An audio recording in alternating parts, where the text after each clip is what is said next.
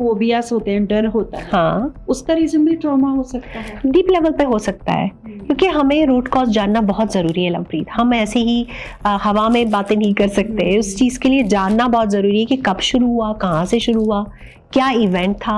जैसे काफ़ी एग्जांपल्स आती हैं कि हम जब हिप्नोसिस में काम करते हैं, लाइफ कोचिंग में जब मैं देखती हूँ लोगों को कि उनके चैलेंजेस आते हैं, तो छोटे छोटे इवेंट्स होते हैं और वहाँ से एक बात ऐसे दिमाग पकड़ लेता है कि वो बात को जो है वो बार बार वो चीज़ रिपीट होती जाती है। जैसे फॉर एग्जांपल एक छोटा बच्चा था, उसने एक बच्चे को काट लिया बचपन में और उसकी माँ ने ये कहा कि मेरा बेटा सॉरी नहीं बोलेगा क्योंकि ये हुआ। अब उस बच्चे ने उस चीज़ को अपनी रियलिटी बना लिया कि सॉरी मैं तभी, मेरी गलती नहीं है, सॉरी तो मैं बोलूँगा नहीं, राइट।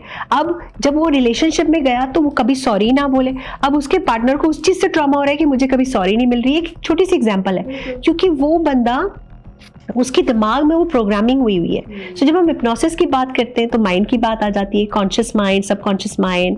और हमारे दर्शकों को ये भी पता होगा कि आजकल हर जगह पे बात हो रही है कॉन्शियस और सबकॉन्शियस माइंड की, तो वो एक अलग चीज़ हो जाती है। लेकिन सिर्फ जानना कि उसका एक्सपीरियंस, उसका ट्रिगर, पैसे को लेके किसी को क्रेडिट कार्ड के साथ ट्रॉमा होता है कि भाई हमारे बहुत लॉसेज हुए, वो डरते हैं क्रेडिट कार्ड को यूज़ करने के लिए, वो भी एक ट्रॉमा रिस्पॉन्स है।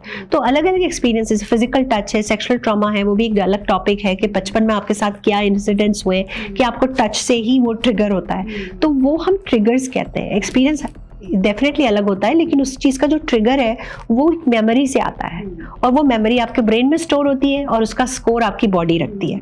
तो उससे जो है वो आपके जो है वो डिफरेंसेस का आपको पता चलता है कि ट्रॉमा कहाँ से आ रहा है। तो एंगर रिस्पॉन्स आ सकता है, इरिटेशन रिस्पॉन्स आ सकता है, आप रूड हो सकते हो।